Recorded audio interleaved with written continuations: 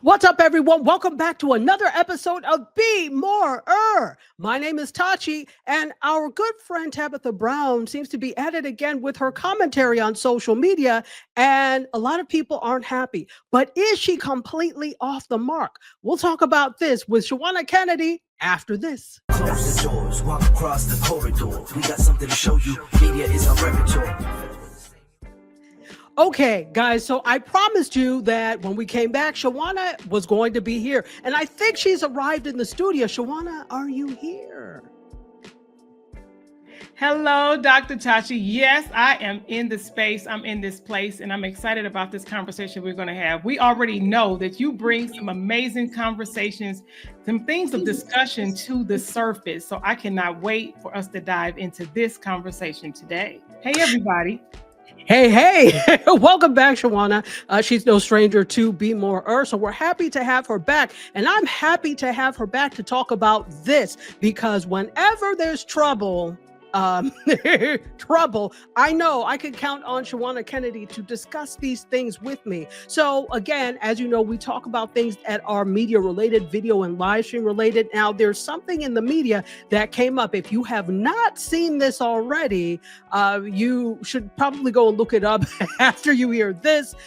Tabitha Brown made some commentary about people who are not doing as well as they want to do in their businesses. So she made a general comment about maybe you should go and get a job. No, she didn't say maybe. She said it's time for you to go and get a job. So she gave a directive with that. So before we get into the content of today's conversation, tell me what you think about this, Shawanna. You know, when I saw it come up, my thoughts was like, oh man. And I'm going to be honest. It's not even what she said. I believe what is stinging, it's how she said it. So I have to be, I'm definitely going to take that side of this conversation today. And I know because this is great. What she did was great clickbait to me. Great clickbait, great conversation, because it's things as entrepreneurs and business owners that we really do need to think about. So that's what makes it relevant for me, not just because of who she is and what we could talk about it. It is things that as business owners and entrepreneurs that we really have to have those come to Jesus and those tough conversations with ourselves. So it's needed. And of course, because of who she is, it does what it does. It spreads like wildfire. It just gets out there. And that's what's happening now. But I see this as an opportunity for us to help one another, for us to really take a look at some things that we could or even should be doing or considering before we either keep going in our business or potentially even starting the business. So let's get into it. Absolutely. Okay. So what I was focused on was what was not said. Okay. So there are a couple of things we're going to talk about today. Obviously, we're going to talk about the thing and what it is. We're going to talk about what could have been done better, the messaging that came through that, because that's what we use media and our video for, to get the messaging out, at whether it was effective. And we'll talk about some of these other things as well. And then talk about some actionable steps, because again, if we're going to talk about this, we ourselves have to add to the conversation and not the noise. And if you ask me, there's a lot of noise out there. So let me tell you in terms of what let me move over a little bit so that I'm in the frame with you. So there have been lots of people that have talked about this, social media people, not necessarily influencers, but people that have channels on social media. They've been talking about this. Even Roland Martin weighed in on this. And there have been some other prominent people that weighed in on this as well. Here's the thing, and it's interesting because we had this conversation. I brought it up a little bit in our talk with Shay today in anticipation of us actually talking about this. And somebody said she did not lead with the usual compassion that she led with. Even though she said, I love you, and she at several points in the conversation, she said, that doesn't mean you won't ever be ready, but not right now. And I'm paraphrasing. So there were lots of points that really showed that she was trying to be compassionate. And I don't disagree. If you have a business it's not serving you right now, but you need to serve the bill collectors right now, then you need to find a way to make sure that gets taken care of. My issue with the way it was phrased was it was not phrased properly, even though she took care, because she knows, here's the thing, whenever you make your comments publicly known via social media, regular media, etc., I shouldn't say regular, but mainstream media, etc., you are open for public debate and public criticism, right? She said something once before that did not fall well, if we remember, with the whole Target situation. So people were already scrutinizing whatever she says, and we're waiting for another opportunity to lambast her, right? There were those who are doing that no matter what she says, they're going to have a problem with her. But then you, knowing that you've had a problem in the past, this is what you have to say to yourself. And I'm saying this out of love, Tabitha Brown, because we do love you. You have to say to yourself, am I the person to deliver this message? If I feel in my spirit I am, then I need to do enough research. I need to put enough thought into crafting the response, not necessarily not to annoy people, but so that your message gets across. Because if you turn people off from your message, which this has happened in this case for many people, it's not, for some people, it's fine. And then for other people, they have a problem. But you turn them off because you gave them, and I'm saying this, half of the message. You gave them a point to start, but you didn't give them a point to finish. It was like, here, somebody that doesn't have the strength, the hand strength to open a package of ice cream, say, right? So you gave them, here's the ice cream, bye. You didn't help them open it. You did not help. So your words were not helpful in carrying on the conversation or bringing something new to the conversation. You stated a fact and didn't do anything about it. Now, maybe you thought what you were saying was helpful, but because there is pushback and backlash, that should let you know that somewhere, somehow, my message was not crafted well. And I'm saying this as a PhD in communication. Thoughts, Shawanna? Go ahead.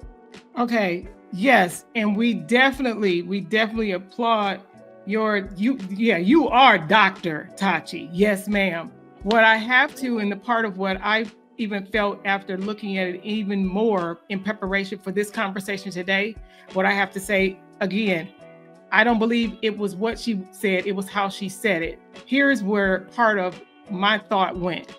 It's almost was as if she might have either seen something, have been having certain conversations with different people. I felt in that moment, because I've had to be the tough auntie, where she decided to go live with her thought, right? Freedom of speech, with her thought. And it was as if she was speaking to somebody in particular, and she was giving them that, you hear me? Your auntie telling you that may not be working.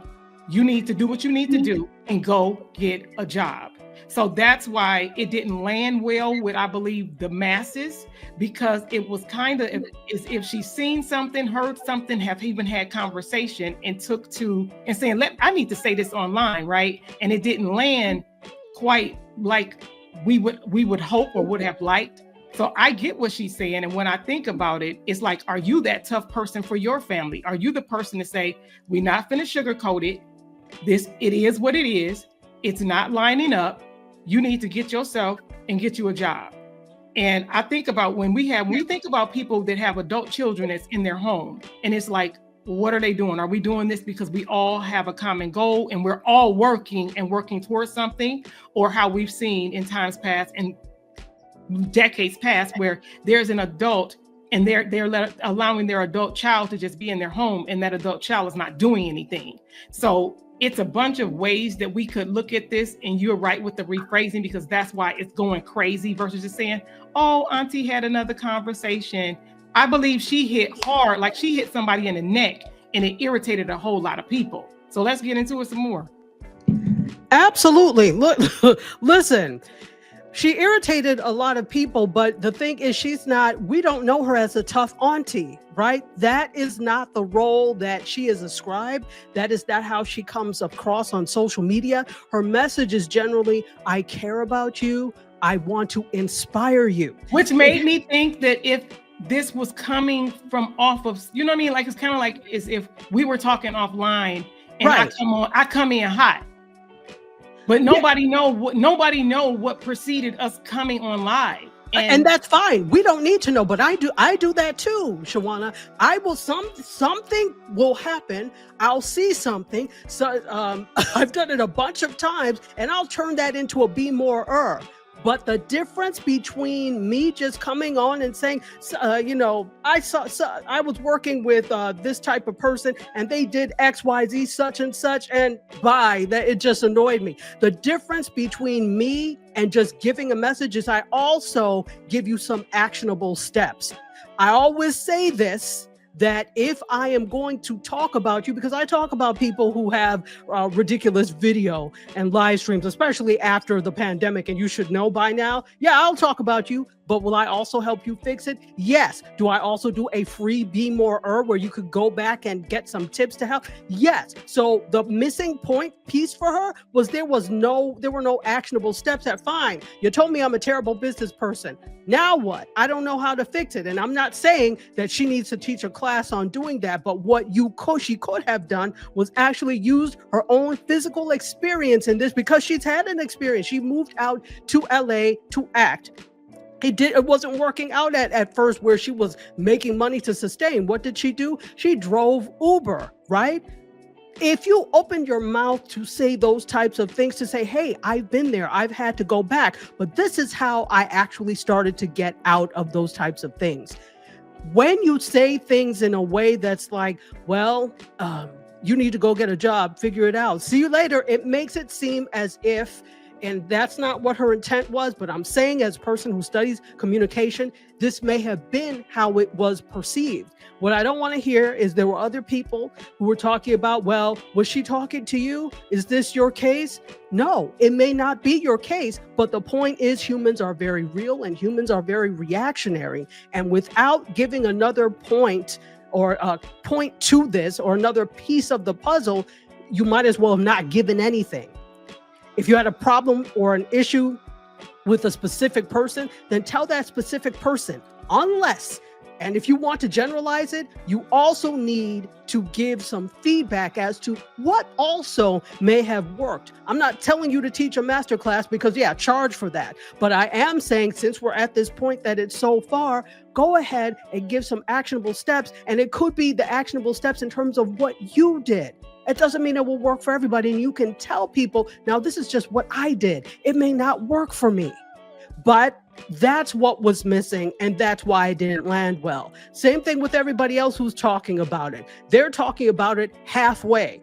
The piece of go get a job. Yeah, sometimes you got to go get a job with you. Fine, good. What do you want me to do? I can't stand my employer. I don't want to work there anymore. I'm tired. It really drives me up a wall. I started a business because I wanted something different, but I need help. What can I do? Nobody is saying that. Nobody is opening their mouths to talk about that. And that is what is bothering me with this whole thing. You can't lead people down a path and not give them something. And again, she may have thought she was answering it in a way that was loving and useful. And while it may have been loving, it wasn't as useful as it could have been. Go ahead. No, you are correct. It's where I believe sometimes it takes that disruption, right? It takes that disruption to open up for spaces and places like this. It's just, again, when we talk about media, who are we listening to? Who are we looking at? This is why it is important when we think about our gates, that's our ears, our eyes, our nose, our mouth, the things. What are we allowing entryway into who we are and what we do? Mm-hmm. So for me, it's like, okay, let me pause for a second. Does this mean anything to me? Is this something that now I need to be mindful to go and share with my community to say, because if you have a community, you have access to a community and your community is now talking about this, right? How can we then say, okay, let's use this as a teaching opportunity, a learning opportunity? And correct, I hope maybe with her PR people, they may come back and say, hey, you need to, come back or consider doing something else again, going back on for a couple of minutes again, and adding to what the message that was put out or not, right? She has the right to do whatever she want to do. I just know for us, it's what are we allowing in? Who are we listening to? And when we speak, how about that? Whenever we are bold enough, have the audacity enough to click a live stream, to do some audio, something that our voice, our message is out there, are we giving things that will help build people versus bringing them down? Or if we have to say, let's talk about this and we're gonna have a tough conversation, but then here are some tips and tools and tangible things that can help you move beyond this tough conversation, because I'm not gonna leave you here. That's the key point. I'm not going to leave you here. Yeah. And this is why, as individuals, as critical media consumers, as people that either study media culture, people that consume media culture, you need to be very aware of who you follow into the volcano, because they might not lead you back out. And this is not a dig at Tabitha Brown. Until she did what she thought was right. I honestly believe she did what she thought was right, and she did the best that she could. She is not a communication scholar. She is not a communication communication theorist, right? She's not a practitioner of communication, though she uses communication channels to get her message out and she communicates. That doesn't mean she's an expert in it. So be aware. And that's why I have to say, that is why it is the beautiful thing that we do have opportunity to be seen, be heard, and known for whatever the value that we give, because I say, like I said, with our communities, with her people, her ride or die people, they're like, what are you talking about? She just was giving us if you this is what you're doing and it's not working, you need to go and get you another dream funder, right? I mean, we know too, sometimes you're not supposed to even leave a job until you know that it can sustain you, or keep working on that thing and allow that to feed your dream. Yeah, again, and you brought up the word, and Shay loves to say this all the time. So for those of you who don't know and haven't watched before, Shay is our business coach, right? So we both have Shay as our business coach, and Shay loves to say dream funder, because you don't want to look at it as this thing that I hate. It's something that is feeding the dream. Well, that's the difference. She called it a job, and there's power in words, and there was nothing to feed the rest of the dream.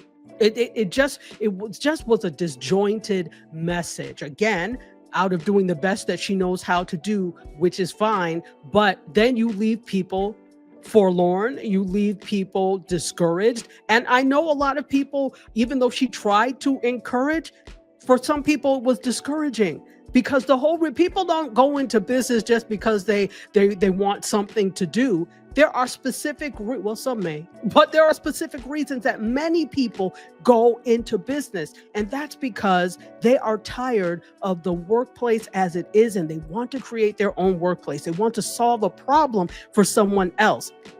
Knowing that, you have to be very ginger when it comes to people's feelings and things like that when you have a platform like this. It's one thing if you're, for example, business coach, and that's what you do. Listen, I don't have time to play with you. I'm not doing this. But for someone who is a public figure who has built part of her career on empathy, this was not very empathetic. And I hope she realizes that the message could have been better crafted, right? So what I kind of want to do now, go ahead and you can respond to this if there's anything else, but I actually wanted us to start to, if we're going to talk about people, because there are people that like, listen, you don't have the good business acumen at this point. I've seen it all over the place. And I'm like, now, why are you in business?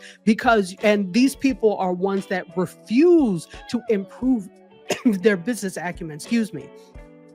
Go ahead and respond to this, and then we'll get to the next point. One of the things that with thoughts, a bunch of thoughts came out of this for me. If we're talking about the 9 to 5, going back to the 9 to 5 or leaving the 9 to 5, it's the nine to having a strategy. right? And you can't just have a 9 to 5 and then say, I'm going to leave the 9 to 5, but then you got to have a 9 to strategy. Like if I'm about to leave this 9 to 5, I need to have a 9 to strategy and say, what does that look like? What does that feel like? Especially when we think about the times that we are in. We know that even this year alone, hundreds of thousands of people have been laid off. Hundreds of thousands of people have lost their jobs. It's not as easy to go get another job. I know people personally right now that are looking for work. So to say go get a job, that's kind of like, what do you mean? Because now I'm out of my job, and it wasn't even by choice. It was by force. So it's saying for some people the same way the pandemic did. It forced people to actually really go ahead and take the leap, take the jump into what they know that they have been called to do, the people they've been called to serve, right? Because we all serving something. It's like, what are you doing with that thing or those people that you have been called to serve? And of course, there's benefits on the other side of that. But we have to really be mindful. Here's another, I'm saying an opportunity. Again, take this as the lesson and say, okay, ooh, that kind of stung. Ooh, I didn't like that. But let me look at it and see how I can do better, right? Be more in what it is that we offer. And I know that you're about to dive into how we can assist people to be more. Let's go in it. Well, let's get to it. But since we have your lovely face on the screen, this is what I want you to do. Talk about when you were ready to start Kennedy Media. What did you do? How did that work for you? What did that look like? Oh, that is such a great question, because for me, honestly, even though my mother, she was a hairstylist, right? Salons, 30 years of doing that, being in the business, even back in the day, of course, hey, without saying my age, I was one of the kids who, of course, was sweeping up in the shop, taking out rollers, all of the things, so much so that I even actually went to state board and got my manager's license to be a manager so that I could run a salon. But outside of my mother and watching her in a salon, those things, I didn't have a lot of business owners and entrepreneurs around me to pour in me. Some things we're around them and we see, and it's natural, and it comes because your family, your mother, your father, your grandmother have done it, right? We've heard other people to talk about what they've seen and people doing things, and it was like natural. It just came naturally. Everything don't always come natural. So for me, I had to become what I needed. When I realized God was calling me to do more, calling me to serve people in a different way, in a greater way, I had to become the things that I needed in my business, i.e., I had to go back to school. I went to college for recording engineering. So I had to go back to school for that. And nobody handed me that. I did that in my 30s with going into having a third child. So I know what it looks and feel like to work while I'm pursuing what it is that I've been called to do. So for Kennedy Media, it said, if they don't create the table, actually, honestly, if they wasn't going to create the table, I had to do it for myself. Come on, building the table, John Henry, with your hammer. Yes, exactly. And so I'll talk a little bit about, for the benefit of you all. So most of you already know that I'm a professor, but I'm not a full-time faculty member anymore. I was a full-time, in fact, when I left my university, I was associate professor, and probably in the next year, I could have applied for full professor. So I would have been like a career academic, but I knew there was something else that I wanted to do because I'm also a practitioner. So I left my career as associate professor with, about to move up, but before I left, I prepared. So this might work for some of you that are in academia or anywhere. What I did is I was already looking at, okay, what am I going to do when I leave? Because I know I want to do more of this media thing as a practitioner, but I also know that it's not going to pay me immediately. So what do? What I started doing is I already had one thing where I had a client that I was working on social media and such for, and video. Fine, I have that. I knew that I probably still wanted to teach this because I teach all of this. So I said, let me find a university where I can teach part-time. So I started teaching part-time. At the same time, I was still full-time at my other appointment, at my other faculty appointment. So I'm still there to this day, right? I'm still there. So I used that and I calculated, will this provide me enough to continue doing what I'm doing. I did the calculation, I did the numbers, I said, yes, and actually it will end up being a tiny bit more, right? Not much, but a tiny bit more because of what I was doing and teaching the 2 classes. So then after I looked at that, I said, what do I need to cut back on to invest more in myself? Whether it's in more education, whether it's in more equipment, which is my favorite thing. What can I cut back on, or what do I need to cut back on in order to invest in myself? And those are the things that I did. So maybe what you need to do is, yes, take for now, look at another job, but look at part-time, because remember, well, here's the thing. If you already have a full-time job and it's working for you, fine. But if you are, we can't tell you what to do. You have to decide what's going to work well for you. If it is really going to cause you undue stress to be where you are, maintain that, maybe look at doing something part-time, utilizing the other skills you have. Right? Maybe look at doing some consulting in what you're already doing that can help fund. So there are lots of creative ways that you can still bring in money as you're building your dream. There are some people that you just have to stay put, and that's okay. Look at it as, this is my dream funder. Yeah, it's hard now, but I'm getting back to that. But never give up on the dream, because that's the thing. It gets really easy when you make money. And here's the thing. That's the thing for me. It probably would have been easy for me to stay there forever, because they weren't trying to get rid of me. I could have been there forever, but you don't grow when you're comfortable. That right there. And you have to, if you believe that you're truly called to a thing, you're going to have to be willing to make some sacrifices. One of the things when you were saying cutting back on, one of the things I knew that immediately I had to cut back on was fast food.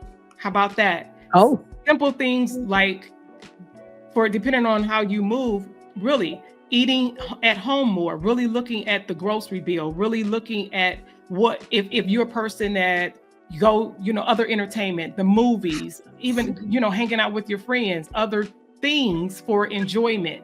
What could I do to cut back here that will give me the money if I needed to buy another tool or tap into another resource? That those are the places and spaces that I can use, that allocate those dollars, those funds to build on that for a season, right? Because the sacrifice has to be made, which means you are going to be uncomfortable. And one of the things that I had to tell myself early is I had to become comfortable with being uncomfortable. Yes. Because in order for me to get to where I even am today, I have to be and had to be okay with that. Exactly. You have to be uncomfortable.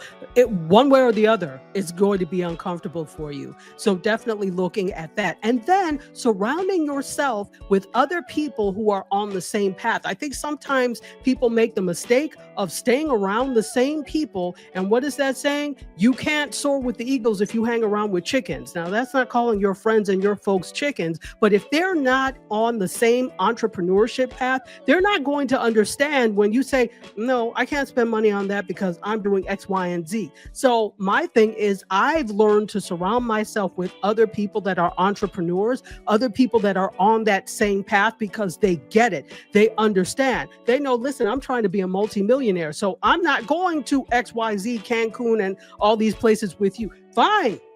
And there's nothing wrong with that. If that's what you want to spend on, I'm part of this group of people that they always go to these same concerts, which I love. But they're like, hey, are you coming to XYZ? I am not, because I'm trying to be a multimillionaire. And that doesn't happen when I'm spending thousands to go there. You understand what? So you have to understand what your goal is and hang around with people and have people in your circle that have similar goals. This way, it's not hard. It's not hard to do. What's hard is when you constantly hang around people who are trying to pop bottles and spend $700 at the club in one night. Yeah, that's hard because you're around the wrong people. So I hope you all are seeing, as we're bringing these things out, this is furthering the conversation on this, the conversation that I'm not saying it's not being had. I am not seeing it. I'm seeing the griping and the complaining. I'm not seeing the solution to this. Yeah. I don't know if you agree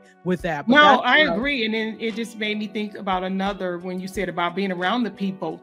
remember that one of the things that I did personally for myself to help me as I grew and to learn and get more knowledge and to strengthen my skills, I had a several virtual mentors that they didn't even realize they were my mentors, i.e. YouTube University, with some of the greatest people in the world, to lean into those folk before you can even tap into where you're saying, now I have to invest where I want to grow, where I want to go. So even who is it that a person that you admire online and you like their teaching acumen, you like the things that they do, that you can get those lessons until you can continue to build and then allocate, saying in this season, I am going to make the financial sacrifice to invest in a course or invest in a study or invest in a group or a community, that there is a cost for entry, but the benefits outweigh what that initial investment. And that's when we have to stop looking at stuff as a bill or certain expenses and call it what it is. It's an investment. It's investing in you, your now.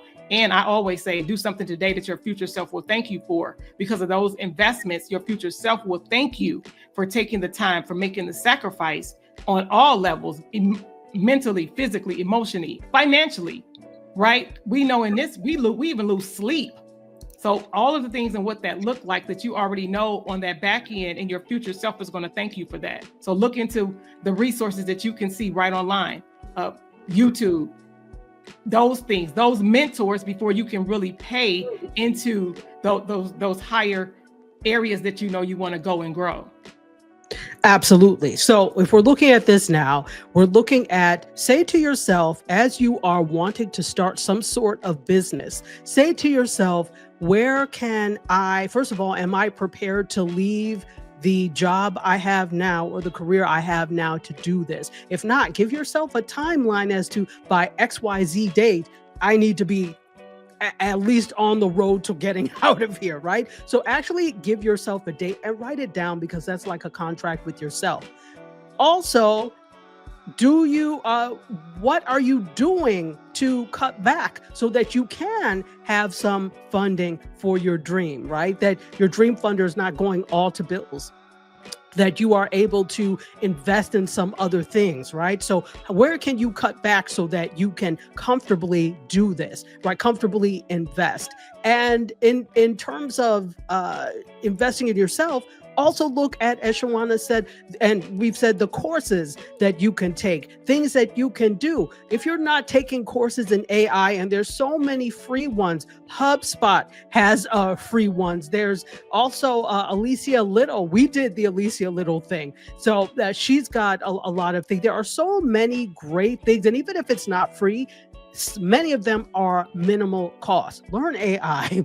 I'm going to say that. Also, use AI to help you with these things. You can actually plan and map this out on ChatGPT or some other generative AI that can be so helpful in terms of your next steps. You don't have to do it alone. So even if you don't have people in your circle around you that can right now, you should work on that. But if you don't right now, use generative AI to help you come up with a plan and start to implement that plan. And then hang around with people who are not chickens, okay? Hang around with eagles. Put yourself in situations, places, and spaces that are going to affirm what you're trying to do in entrepreneurship, and not make you go down the slippery slope of $700 bottles at some place, right? Final thoughts in terms of this. I think in my head, this is a pretty good start for people that don't know where, because I think the thing is, many people don't even know where to start. They want a business, or they have a business now and it's not going the way they intended, but they're not quite sure what to do. And then you hear messages like that are further discouragement. So I think this is a good place to start. Be encouraged. I would say continue on, even if that dream is a not now. Still work on it, but remember that you do not grow if you are not uncomfortable. So it may be very comfortable to stay right where you are in that job. That's why we're saying, okay, well, what can we cut back so that job doesn't have you by the throat, so you have to stay, right? Yeah. But everybody is different. Final thoughts. Just want to say that if you must, work your job. Don't allow the job to work you out of your dream. Do the things that you need to do today that your future self will thank you for. It is okay. Yes, write the vision, make it plain. Definitely tap into the people who are around you. You can do this. You got this. It is going to be hard. It is going to be hard. It is going to be hard. But anything worth having is worth doing the work for.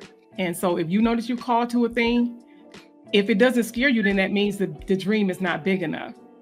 I have to say that. It's supposed to scare you if you're believing that you're called to do it and it's a big dream. So yeah, do what you have to until you can do what you want to do. Yeah, those are my thoughts. Do what you have to until you can do what you want to do. If your dream is not scaring you, it's not big enough. 100%. And let me point you all to I'll point to Shawanna and the things or resources and things she has. Let's do that first. How can people reach you if they want to work with you? Thank you again, Dr. Tati. I love this conversation. And again, I am Shawanna Kennedy. I'm the video productions director for Kennedy Media. That's KennedyMediaLLC.com.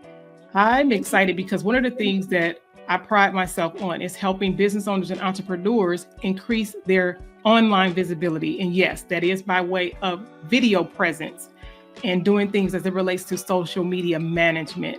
So it's like, what are you doing that you could be documenting? What are the things that you could do to be making your plan? So when you're showing up and creating visibility, make sure that it's even showing up in your content. Hey, if you want to work with me or even ask some questions, you can definitely reach me on all social media platforms and send me a DM. Send me the DM visibility. And let's have a conversation to see what it is that you're already doing and how you can increase your visibility. Fantastic. And I will offer myself the same way. You know who I am. I'm Dr. Tachi. I also train people in the business of video and live stream and how to be better with them. You can go back and watch I have like years worth of Be More Ers that talked about different things and how to make your videos and live streams better, because I'm going to talk about you, but I also want to see you win. And you can also get at me. Instagram is a great way to get at me, but all the things will be here at the bottom of the screen where you can reach me if you want to work with me to improve the look and content of your video and live stream. Shawanna Kennedy, you are. Yes, Dr. Tachi. Thank you so much for being here. You are absolutely amazing. You know, I adore you and I appreciate anytime you can come and lend some words of wisdom to our audience. And this is not the last time you see her. You'll see her because, you know, she's like a monthly guest. It's becoming more because we have so many, but she really is a monthly special guest on Be More. So hopefully our conversation, and we love you, Tabitha. This was not to discourage you. We love you. At all. I just see it as an opportunity, though. We have to say that this was another opportunity for us to even, when you're out there giving value, what can you hear that you can then bring back to your people, but give more value? Be more. Be more. You have to be more. If you're going to give value, make sure that you give value that is going to be useful and not half the story. And I know that wasn't the intent here. Unfortunately, sometimes that's the way these things come off, but hopefully this will help you too, Tabitha, to be more with your videos and live streams. Until next time, all, cheers. We always here for you. When you were emotionally broke, settle in our knowledge and